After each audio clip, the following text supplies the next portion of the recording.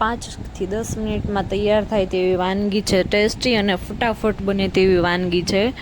એક બાઉલ લઈ તેમાં આપણે મેંદાનો લોટ એડ કરીશું. તેમાં મીઠું અને પાણી નાખી લોટનો લોઈ કરી લઈશું. લોટ બાંધી લઈશું. લોટ સારી રીતે બંધાઈ જાય પછી આપણે તેમાં 5 થી 10 મિનિટ માટે રેસ્ટ આપીશું એને લોટને. આપણો લોટ બંધાય છે.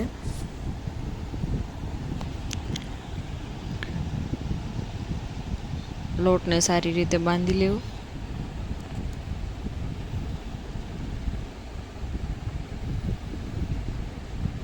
મેંદાનો લોટ છે એટલે બાંધવામાં થોડીક પેલી રહે છે. આપણો લોટ બંધાઈ ગયો છે.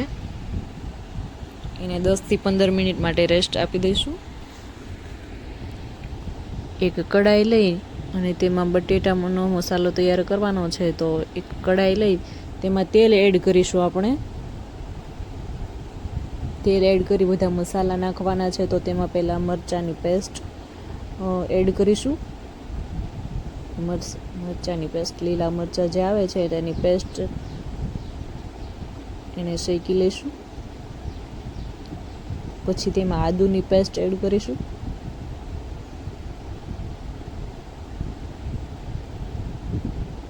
તેમાં લસણની પેસ્ટ એડ કરીશું. સ્વાદ પ્રમાણે તમારે 1 ટેબલ સ્પૂન જેમ નાખવું હોય તેમ નાખી શકાય. થોડા કોથમીરના સમારેલી કોથમીર છે તેના પાન એડ કરીશું અને તેને હલાવતા રહીશું આપણે. અને ગેસની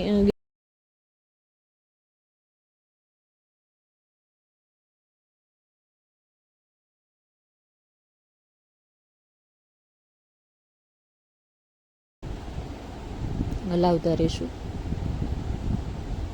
એમાં બીજા બધા મસાલા જે એડ કરવાના છે તે એડ કરીશું. તેમાં મીઠું પહેલાં એડ કરીશું. પછી મરી પાવડર, ધાણા જીરું પાવડર, કાશ્મીરી લાલ મરચું જે કલર માટે આપણે એડ કરીશું. અને તેમાં થોડી હળદર એડ કરીશું.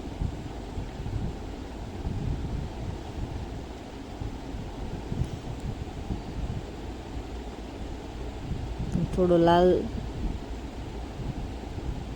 કલર માટે મરચું એડ કર્યું છે. અને ચાટ મસાલો એડ કરીશું. ચાટ મસાલો એડ કર્યા પછી તેમાં બટેટા બાફીને જે રાખ્યા હતા તે એડ કરીશું. બાફેલા બટેકા છે તેને વધારે એક સીટી કરવાથી જો તે પોચા સાવ હોય તો તેને મેશ કરવામાં આપણે ઈઝી રહે છે. મેશરથી મેશ કરી લઈ જેનાથી થોડા લમ્સ ના રહે. બટેટા મસાલો તૈયાર છે. આપણે એક વાટકામાં મરચાં, લીલા મરચાં હોય તે અને મીઠું અને લીંબુ એડ કરી લઈશું. લીંબુનો રસ છે તે આપણે એડ કરીશું અને તેમાં થોડું વધારે મીઠું નાખી દઈશું. પછી આપણે રોટલી તૈયાર કરવાની છે ફ્રેન્કી માટે. તો આપણે જે લોટ બાંધ્યો હતો એમાંથી લુવા લઈ અને રોટલી તૈયાર કરવાની છે. પાતળી રોટલી તૈયાર કરવાની છે. આપણે રોટલી તૈયાર છે. જેમ બને એમ થોડી પાતળી રોટલી આપણે તૈયાર કરીશું.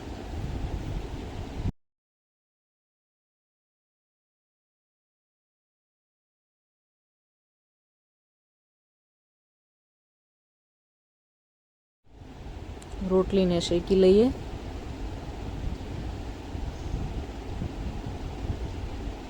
કાચી પાકી એવી શેકવાની છે કારણ કે આપણે આગળની પ્રોસેસમાં જ્યારે શેકશું ત્યારે રોટલી સારી રીતે શેકાઈ જશે.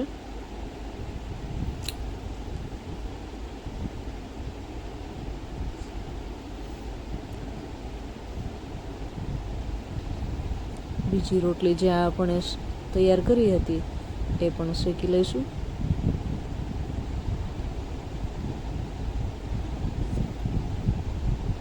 આવી રીતે આપણે ફ્રેન્કીની બધી જ રોટલી તૈયાર કરી લઈશું.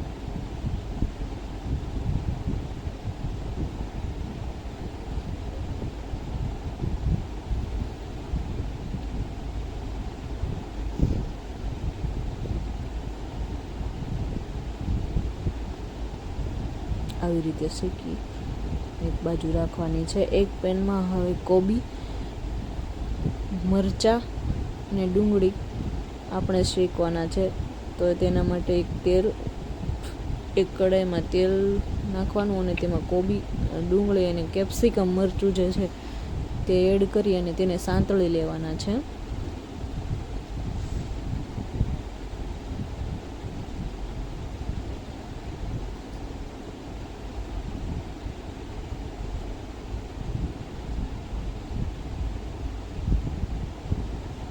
સારી રીતે સાંતળી લેવાના છે અને તેને ઢક્કન લગાવી અને ઘડીક રાખવાનું છે, જેનાથી તેમાંથી પાણી શોષાઈ જાય.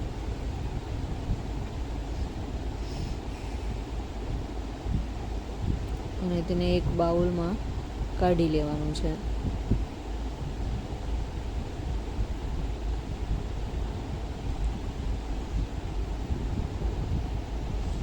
એક મિક્સર જારમાં આપણે કોથમીરના પાન, આદુના ટુકડા અને 2 લીલા મરચાં અને મીઠું એડ કરી અને ગ્રીન ચટણી તૈયાર કરી લેવાની છે.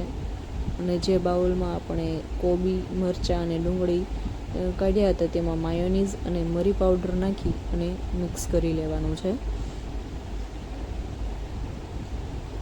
થોડો ચાટ મસાલો સ્વાદ માટે. આપણે હવે ફ્રેન્કી તૈયાર કરીશું. તેની રોટલી લઈ લઈએ અને તેમાં ગ્રીન ચટણી છે એ સ્પ્રેડ કરી દઈએ. સારી રીતે સ્પ્રેડ કરી દઈએ.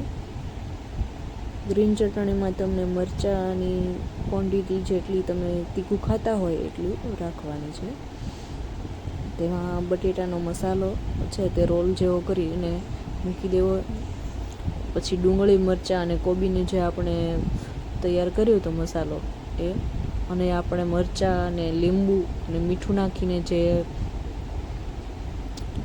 મિશ્રણ તૈયાર કર્યું હતું એ, અને ચાટ મસાલો નાખી અને ઉપર ચીઝ છે તે છીણવાનું છે.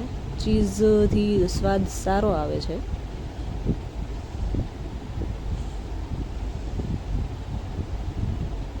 તમે ક્યારેક બનાવજો, બહુ ટેસ્ટી આ રેસીપી હોય છે.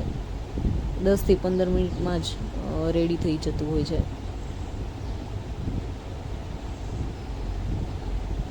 સારી રીતે રોલ કરી લેવાનો છે ફ્રેન્કીનો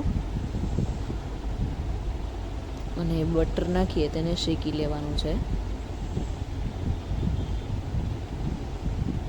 એ ફ્રેન્કી તૈયાર થાય છે ત્યાં આપણે બીજી ફ્રેન્કી તૈયાર કરી લઈએ.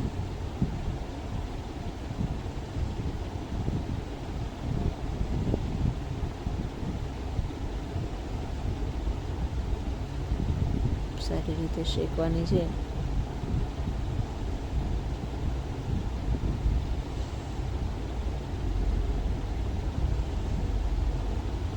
બધી બાજુ ફેરવીને એને શેકવાની છે. અને આ શેકાય ત્યાં સુધીમાં આપણે બીજી ફ્રેન્કી પણ એડ કરી લઈએ.